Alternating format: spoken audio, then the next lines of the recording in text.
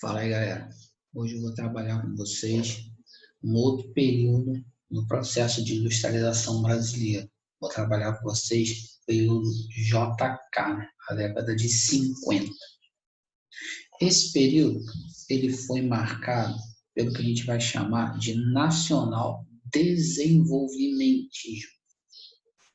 Esse nacional desenvolvimentismo ficou estabelecido, né, como o famoso plano de metas, que geralmente, né, ele é conhecido pelo seu slogan, né, o famoso 50 anos em 5, que é o que geralmente vocês lembram, né, dessa chamada política desenvolvimentista. O que consistia essa política?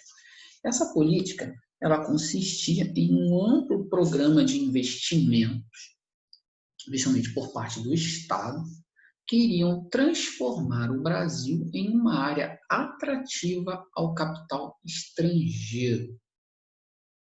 Essa abertura, né, econômica, né, esse plano de investimentos, né, estava baseado, né, em investimentos estatais no setor de energia, transporte, infraestrutura e matéria-prima, e com isso, né, as indústrias multinacionais entrariam no Brasil e, segundo a visão, né, do JK, isso faria o Brasil, né, um país moderno e desenvolvido, né? O JK ele tinha essa intenção, né, de tornar o Brasil, né, um país moderno, um país desenvolvido, um país de primeiro mundo, né?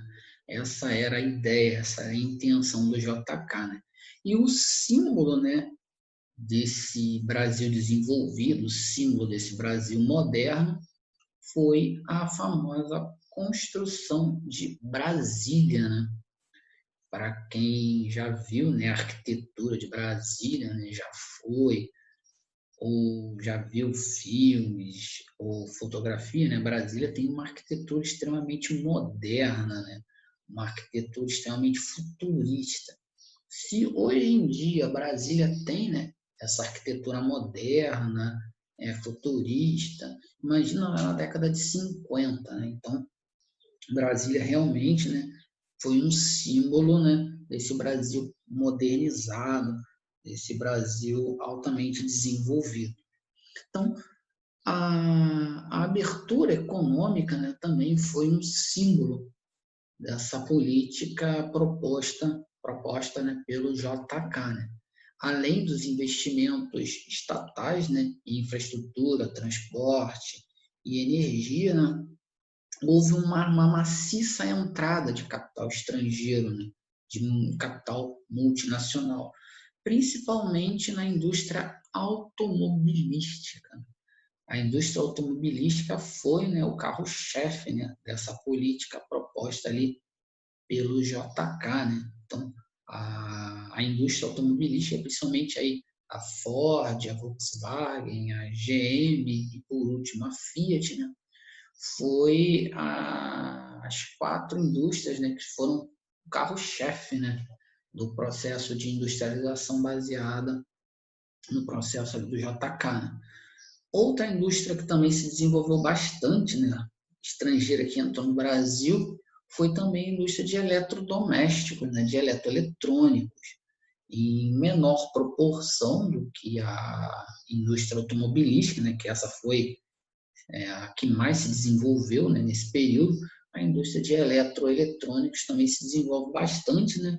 Isso vai agradar essa nova classe média, né, que está surgindo aí, né, essa classe média que trabalha nesse emprego industrial, que vai ser responsável pelo consumismo, né, que vai estar também se estruturando na década de 50, né? Então, é importante falar, né, sobre essa abertura econômica, principalmente na entrada da indústria automobilística, né? Em relação à estrutura produtiva do Brasil, né, como é que estava organizado? Bom, a indústria brasileira, né, o processo industrial brasileiro da década de 50, do JK, estava estruturado a partir de 3 pilares: o capital estatal, o capital privado nacional e o capital privado estrangeiro. Cada um tinha sua área de atuação. O capital privado estatal, ele estava, né, estruturado, baseado, né, na famosa indústria de base, desde lá do Getúlio Vargas. O capital público estava ligado à indústria de base, aos bens de produção, energia, transporte, siderurgia, metalurgia, matéria-prima em geral. A gente tinha aí, e essa indústria de base, né, ela foi formada, né, o capital que vai gerar essa indústria de base, né, vai ser o capital também internacional, né, a nossa indústria de base, né, de capital seria, né, nossa indústria estatal, ela foi financiada com dinheiro internacional, né, então houve vários financiamentos, né, o JK pegou dinheiro emprestado, né, em vários organismos e instituições internacionais. Isso aí é uma das explicações, né, da nossa gigantesca dívida externa. O capital privado nacional, que vai atuar basicamente na indústria de bens de consumo não duráveis, alimentos, bebidas, calçados, roupas, têxteis, uma indústria de baixíssima tecnologia, né? Porque a gente está falando aí de uma indústria que estava recém-nascida, né? Vindo lá da década de 30, né? Então, uma indústria que vai estar basicamente ligada, né, a essa estrutura, né, os setores de bens de consumo não duráveis, e o capital privado estrangeiro, né, ligado à indústria de bens de consumo duráveis. Aí, né, a indústria automobilística e a indústria de eletroeletrônicos, né, uma indústria que tem um capital, uma tecnologia mais sofisticada, então vai empregar uma mão de obra mais qualificada, mais técnica, e também, né, como resultado, uns salários assim um pouco mais elevados se comparado ao capital nacional, né, ao capital privado nacional. Então, nesse período, na década de 50, né, a industrialização, né, o capital que movia, né, o processo industrial estava estruturado em três setores diferentes, né, em três estruturas diferentes: o capital estatal, o capital privado nacional e o capital privado estrangeiro. O resultado desse plano de metas, né?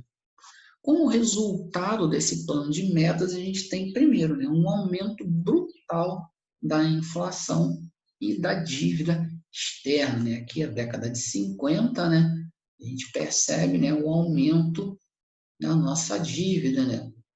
Então, a partir da década de 50, a nossa dívida externa ela vai subir bastante. Né? Outro resultado, né, é uma inflação gigantesca, né, que também vai começar a aumentar no Brasil. A mudança da capital federal, né, ela vai ser transferida do Rio de Janeiro para Brasília, né, então você tem, além, né, da questão econômica, também uma questão política, né, transferência da capital federal. O rodoviarismo, né, a partir da década de 50, o Brasil vai adotar o transporte rodoviário como a sua base, né, a nossa matriz de transporte. Né?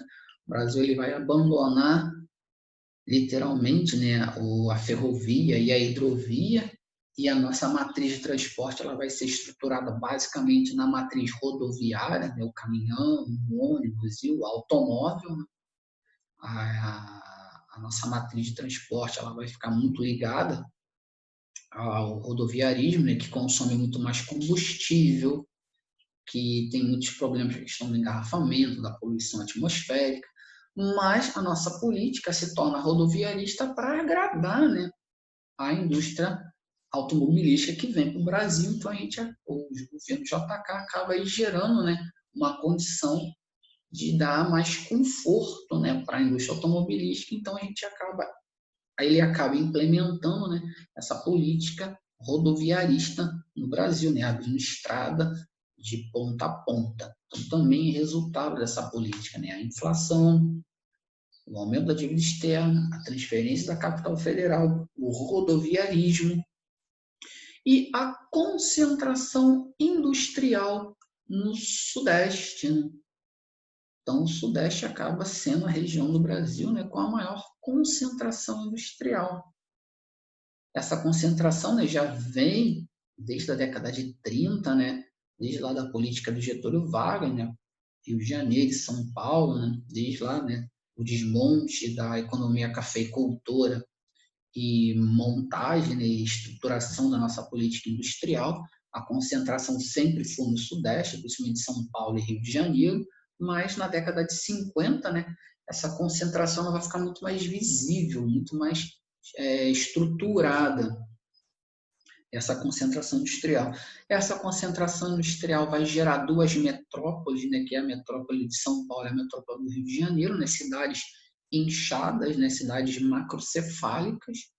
Essas cidades vão gerar problemas urbanos extremamente complexos, né, como o desemprego, falta de moradia, favelização, serviços públicos ineficientes, altos índices de violência urbana.